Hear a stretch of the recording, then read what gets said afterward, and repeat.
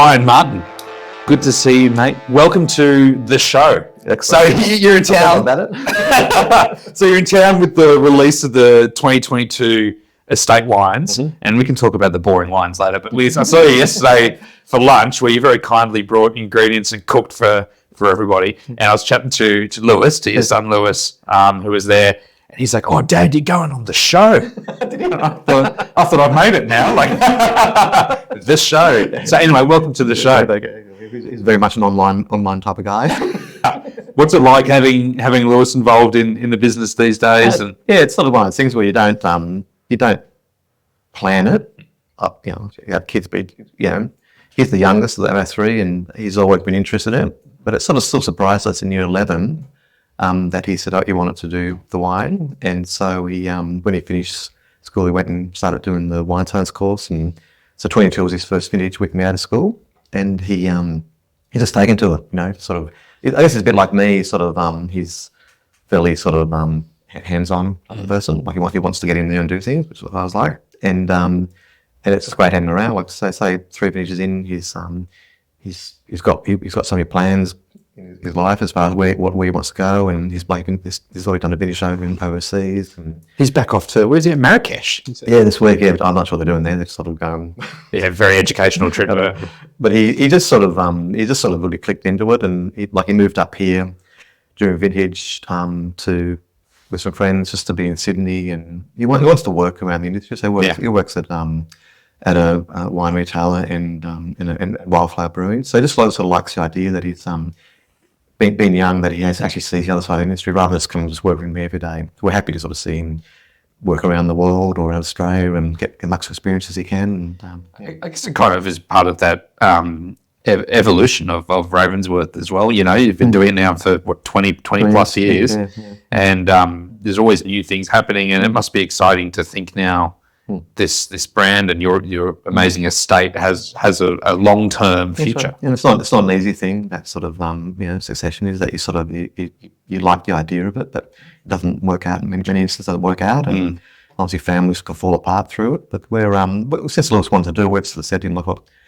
we'll employ you, and if you get down the track and say about 3-5 years that you want to come and just do this, we can do that, and I can step back, but. We're not forcing him to, but it's there for him if he wants to do it. We're happy he does it. He's watching. we like the idea. We're sort of, I'm not ready to retire, but again, just seeing your kids sort of step up there, and like seeing him the last couple of days in a room full of retailers and restaurateurs. It's just been so comfortable talking to him. Well, he was showing his wines. I mean, there's a plug, Stratosphere. Check out the Stratosphere wines. So a little Vermentino Viognier blend and a Grenache. I think they were beautiful wines. So you were saying you can just shuffle all the bits and pieces you don't want to do to him. Yeah, that's right. And we sort of, his first year, I said, look, the best thing you can do is to make a bit of wine yourself, because that way you can learn all the steps along the way that, and also, learn by your mistakes if you make them, and you can sort of, then also you get out there and you've got to try and sell it, because there's growing and making, obviously. Then there's the toughest thing for me is that the selling. So that's why I find it, I like talking about wine, but being organised, and so so he's doing that himself now, and he's finding it hard. You do come across, you sit down with people and they can be critical, and you've got to sort of. But again, it's good for him to know the whole industry, and obviously his main task will be making these wines, but having your own little brand on the side there, and there's so many varieties available, so we just say, okay, what are you interested this year? And he's I tried this, like he'll be releasing later. He's got a full-blooded Lambrusco, sparkling Lambrusco coming out, like year in barrel, re-fermented. Amazing. I said, if I did that, people would be really bored with me. But you're being 21, little Lambrusco, you can bring it on. Yeah. I think you're selling yourself short, mate. I think just taste the rosé for a start, or the Riesling Ancestral. Riesling. So this is what's in our glass. Is 2022 Riesling. I just absolutely fucking love this wine. I think it's everything I love about modern Riesling, because it's got all that incredible purity and drive and energy, but then just all that texture. So talk us through a little bit.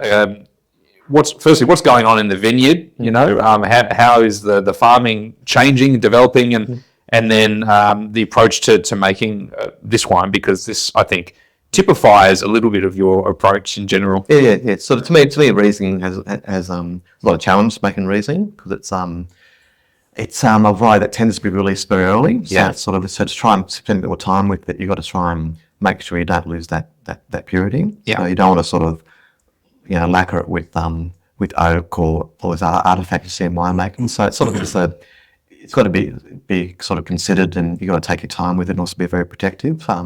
The vines are sort of technically these wines they're certified organic, but they're a bit more than that. We're trying to really sort of try and get the land to be sort of open to true organics, like having the soil full of fungi and bacteria, and be able to measure that. And so it looks a bit wild, the vineyard. So we have lots of cope plants that we'll plant in there amongst the vines to try and increase that diversity, because vines are essentially forest dwellers. They used to be, they're meant to be with other plants, and we plant them as a monoculture. So, and it's sort of, in some ways, they're going to be mostly because obviously one of our grapes, people plant sort of other trees amongst them. But as far as the sort of plants that grow underneath them, there's so many plants you can grow that grow nice big deep roots, and plants have their own mycorrhizae system, so the vines, so they can, once that happens, the whole vineyard and surrounds becomes sort of one sort of unit, and it seems to sort of need less water, or maintains the water. Like, you don't need to fertilize. We haven't fertilized these vineyards for over 15 years now. So we're trying to let the vineyard be its own sort of entity, and which it should be. And but you can't do that by just having vines and grass. And do you see that, because it's kind of counterintuitive to what you think of these great vineyards, the beautiful, neat rows, everything mowed and whatever. And I've seen a lot of great Australian producers where it's not that. It's lots of cover crops and other things going on. So aside from the assistance it gives to like the sustainability of managing your farm, do you see an impact on the wines themselves, like on the grapes, on the flavour development and things like that? I think so. I think they tend to be sort of more robust, but they tend not to be sort of so susceptible to disease in that situation. So you're not having to, when you get a challenge in you like some of the last sort of almost 4 years, that we haven't really changed. We don't spray anymore.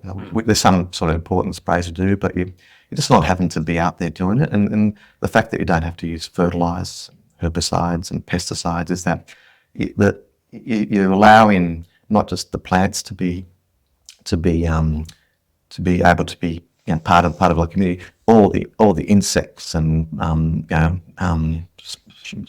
little creatures and birds and all that exist in this thing, and it just seems to be alive. You go in the vineyard, and if you feel sort of got a picnic basket on your arm, you probably don't want to down out vine rows to have a picnic, because there's all sorts of things growing there. There's spider webs everywhere, and it's just sort of the way it sort of should be. I think it should be a little bit scarier than pleasant. But everybody says it's nice that you raise it. It looks lovely, I've got a screensaver on my computer at home, so it looks lovely, but it just requires your screensaver is of your own vineyard. No, you don't see enough of it. No, a nice vineyard. I think we had the same screensaver. We were trying to figure out. I reckon it's Hirsch Vineyards in Sonoma. If it's the same one, it is. Yeah, same one. Yeah, it's just rolling hills. Yeah, it looks beautiful, but again, that requires so much input to do that. Yeah. When you're saying we're not doing any inputs, is that you're letting the vine sort of find its place. So then, I guess the vine sort of the crops can be a problem. They can sort of be intermittent, like finding not like a consistent crop each year. But I just find that given that we get to compare it with what other growers are going through, so the vines seem to be sort of in a better place. They're not sort of, when you've got tough years, that they don't need the spray. Like we might do 4 or 5 sprays a year.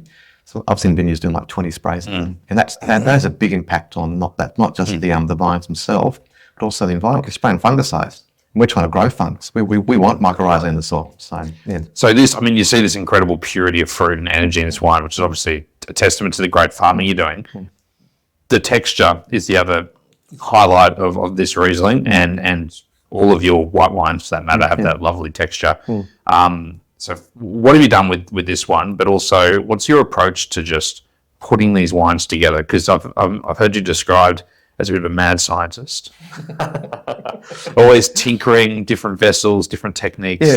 How do you? What's your kind of philosophy, I guess, with winemaking? Yeah, I think having options is great. Like I think traditional winemaking is sort of a ferment generally in a stainless steel tank, then oak, and there's lots of oak too.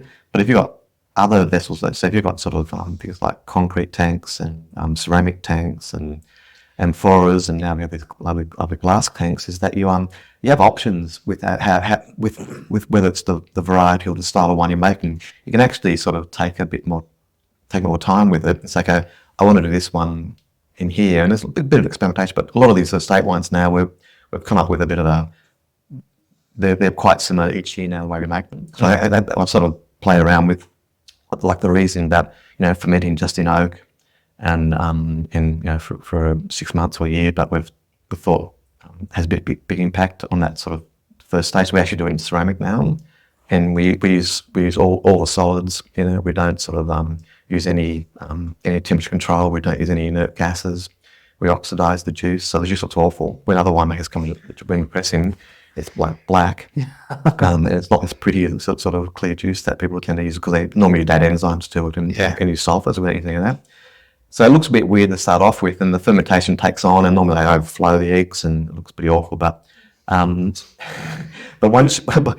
you get through the fermentation, and you're able to top them up and you seal them up, and then they'll go through it. But also the Riesling will go through a secondary ferment, which is normally you don't have time for that with the Riesling because you want it out in about 2 or 3 months. So by having a 2-year elevage on that, we can actually take more time. And the thing about malolactic fermentation is that if you get that through on the Riesling nice and early, it doesn't have an impact on the wine. Like you don't see those sort of more negative malolactic characters like buttery and nutty oak.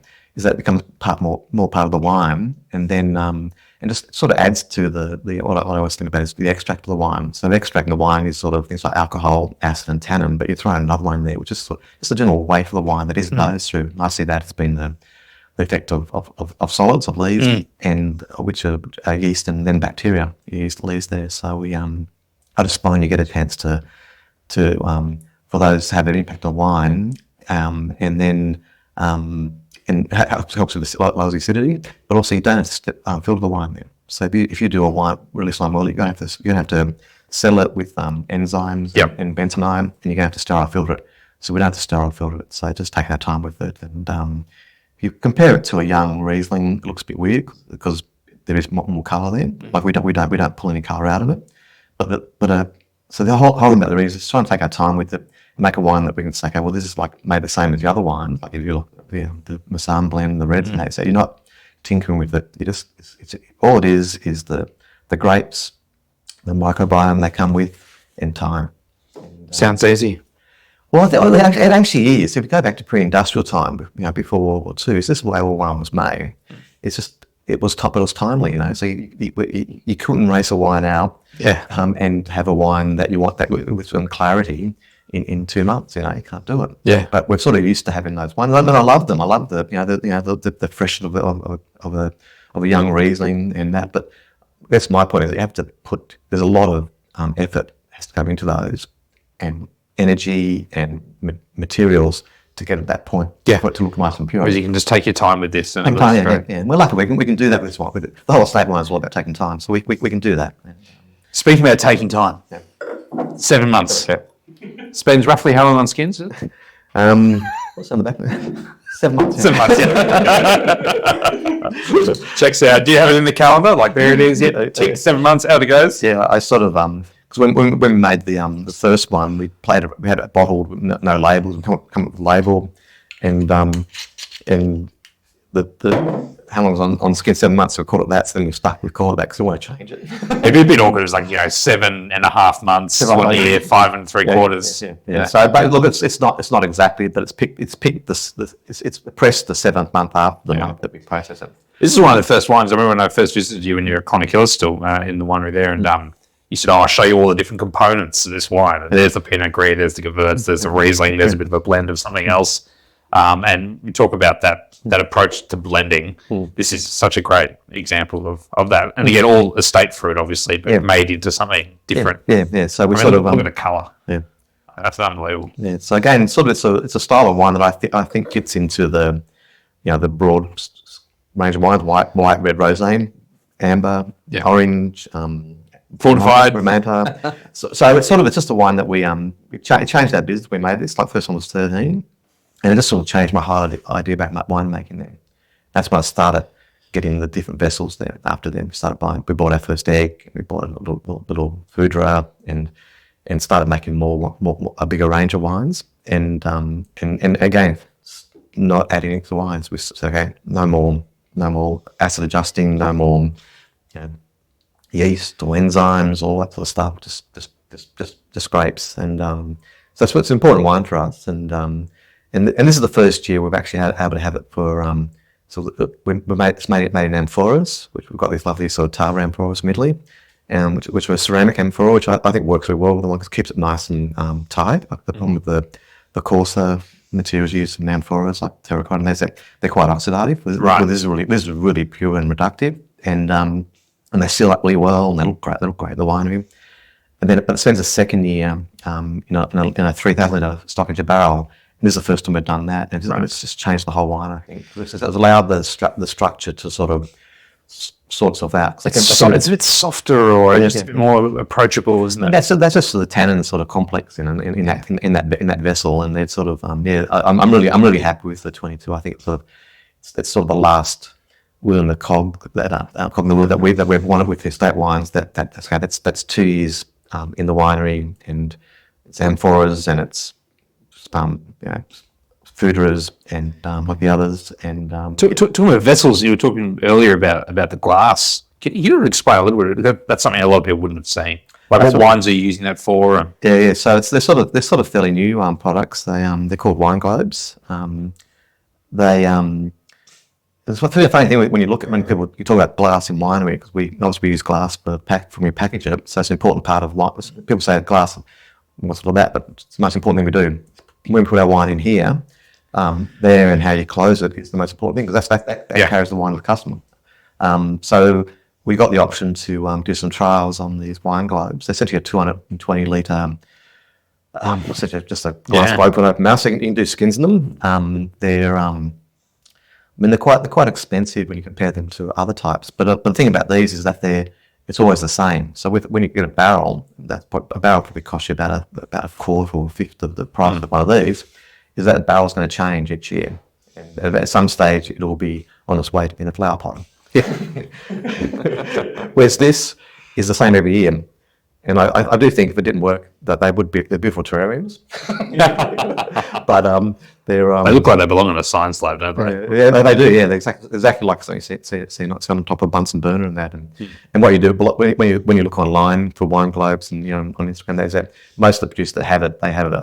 You see a lot of them in France. They have it in pride of place, and they have some lighting behind it, because not all the time, but during the fermentation, you have them uncovered and you have this lovely light come through it. So like the first year we had a white wine, like a Chardonnay, and we had a Gewurz and a Pinot Gris, and it was amazing. Look at the different colours of those three, because the colours is amazing. Because the colour doesn't change too much, and I guess I was hoping I wasn't going to like them because we've got to pay for them, and I have to say I really love them, and we're just trying to work out whether you're making them as single wines in them for sort of doing at the moment, or you'd actually just using that as part of a blend where you're actually trying to keep a certain portion of it that's totally pure, and you're able to add it to a wine, particularly like something like a. And you were saying it's just totally inert, and so you're just capturing just the pure fruit. Yeah, and I've shown a few winemakers them as they come by, and it tends to change their opinion about them, that they're not just a big demijohn, that there actually is something about what the glass does to it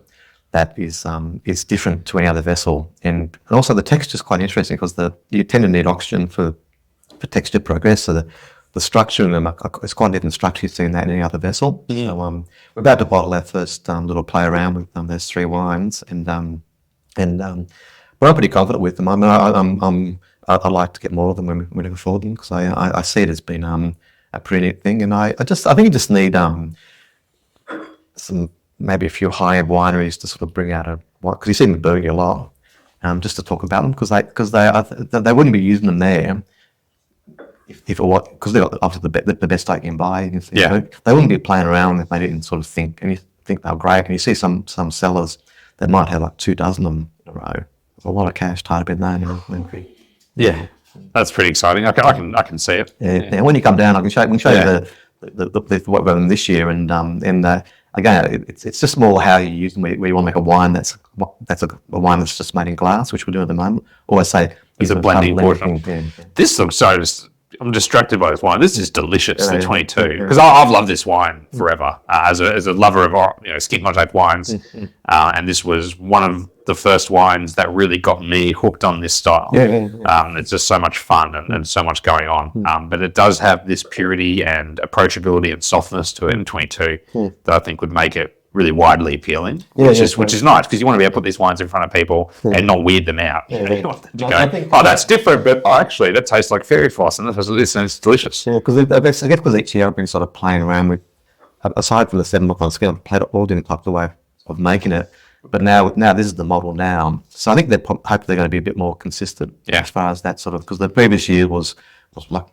It was pretty scary in this first few months in bottle. Yeah. Well, you're going to have a lot of time on your hands now over that 7 months. That's right. Yeah. So I think I'm really happy with it. And again, and I say it's the most important wine that I made, because it aside obviously Riesling, Shiraz, and that, but this one here changed my whole view of wine making, and it was that sort of idea. And I guess the problem with a Martin wine is that it tends to be the poster child of natural wine, but to me, it's sort of it's just a relevant style to make. To me, it fits into a portfolio really well, and it's the link between the whites and the reds.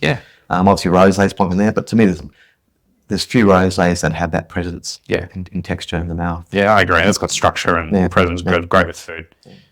You're doing really well helping me with the segues today, because speaking of important wines to Ravensworth, right? The last wine in the lineup. The 2022 Shiraz Viognier. So I guess is that that bridge from your past career, working with Tim at Clonakilla into Ravensworth, and probably the wine that really put you on the map in a lot of respects. It is, and I guess I end up working with Tim because of this wine. I mean, I when we'll come to plant this vineyard, I used to follow his dad around getting cuttings one winter from the Shiraz and the Viognier. So our original plantings were cuttings from Clonakilla, sort of quite good, and got to know Tim. We got kids the same age, and it was really important for me that what we did at Clonakilla. I guess it was 16 years I worked there, and just never felt like a job. Like just sort of just around the corner for me. It's just nice and close, and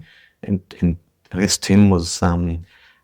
As the Clonakilla grew, like when I started there, it was just really us two and his parents. So it was like small, a little funny little cellar door and a fairly small winery. So you go there now. I'm sort of almost 5 years out of there, but you go there now and there's like this great big winery. They own all the land in the area, all the vineyards, and it's like a true estate wine now. It's one. To me, meticulous is one of the great family-owned estates in the country, in the world. So just to be a small part of that was great for us. And it sort of showed me with our business, but the way they worked was they grew fairly slowly.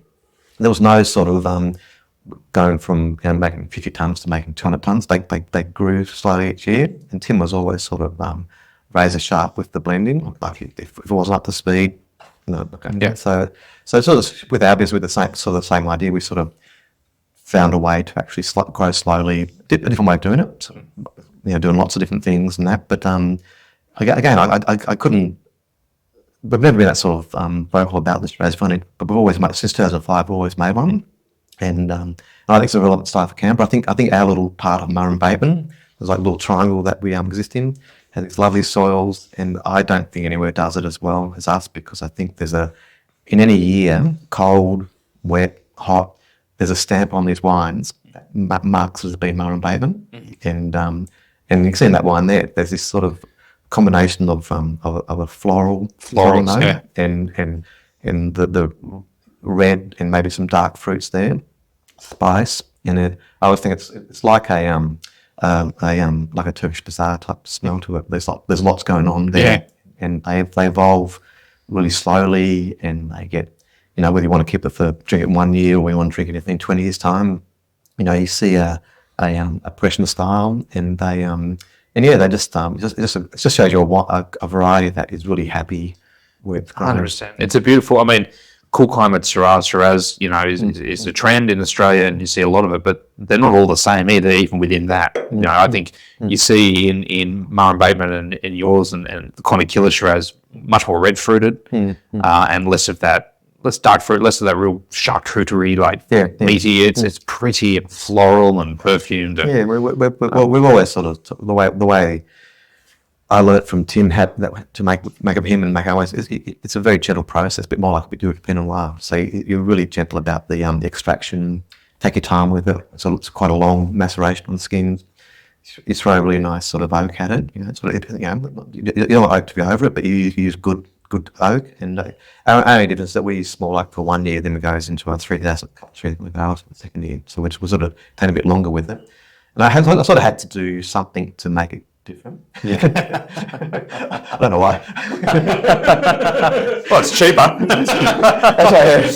But I'm really happy how that works. So I think it does still have the same stamp, and I just brought vintage here. The Clonicular team came over for pizzas, and we had some. I had a Magnum of our 18, and Tim had a Magnum of an older one for 1999. Just nice sort of showing those wines, and you say, well, don't you drink anything else? You're just sitting there drinking your own wines. No. I make so many varieties because of that. But just nice sort of seeing two wines that are grown not far apart, and they'll work totally different years, but it was just really nice to sort of be that. I remember I first started with Tim, showing those early ones that he made, like the 98 and 01. To try wines that I've made that had that age on them was a great thing to do. So you're part of the process, and I learned so much from it. And we do so many different varieties, but Riesling and Shiraz, I think we do quite easily. Yeah, I think it sort of shows the variety. Yeah. They're just so obviously at home on your vineyard, and they're the two wines each year that are just no brainers. This is one of my favorite. I collect this, when I can in good years and I can afford to. And I know there are a couple birth year, 21 and 17. I've got a few tucked away, and so a beautiful wine. I've got one complaint, mate.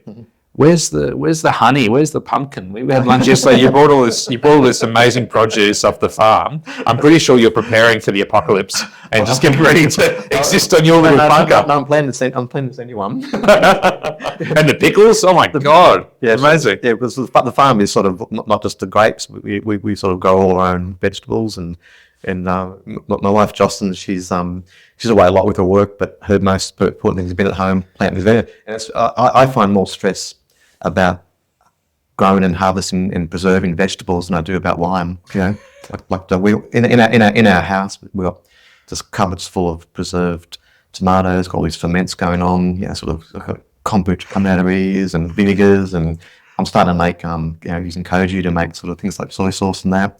And it's just like this like you can't sort of, like the weekends for me is more work than during the week. First of all, I've got a supervisor now.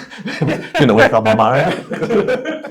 I'm not busy. Well, you said yesterday, it's just, we treat the wine as a separate thing. It's just more fermented stuff. It's all the same stuff. And actually, wine's easy. And it's nice to be able to make a living on that. But I think just being able to sort of grow your own produce. And again, I think where you can grow wine well, grapes well, is that all the other things that come with that you can do. Like you grow olives there.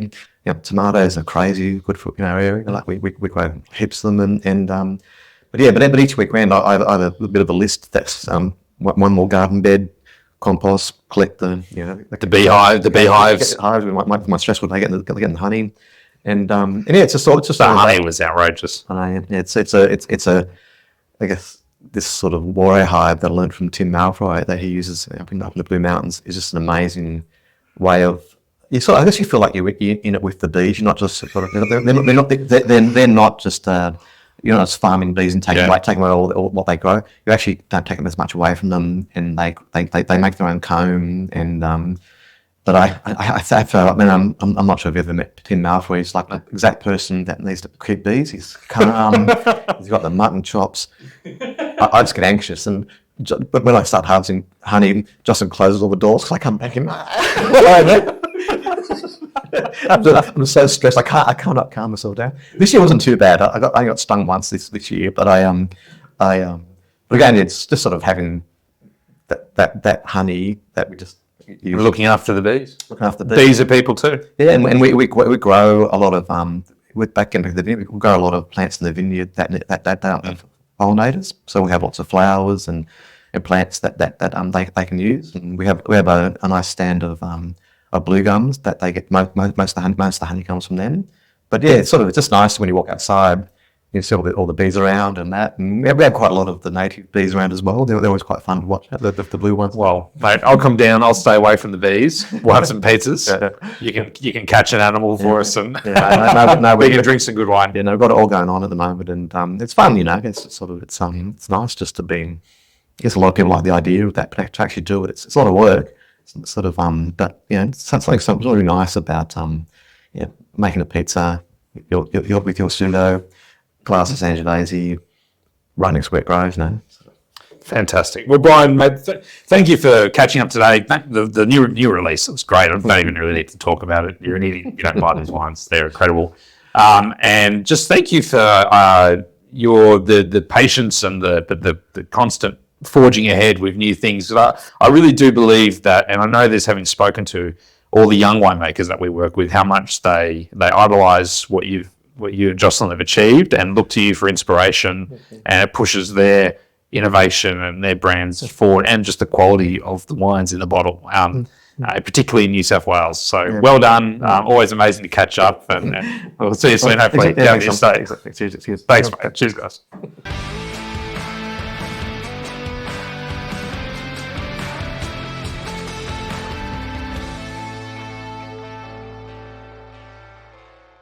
Awesome. Thanks, mate. That was great. Great fun.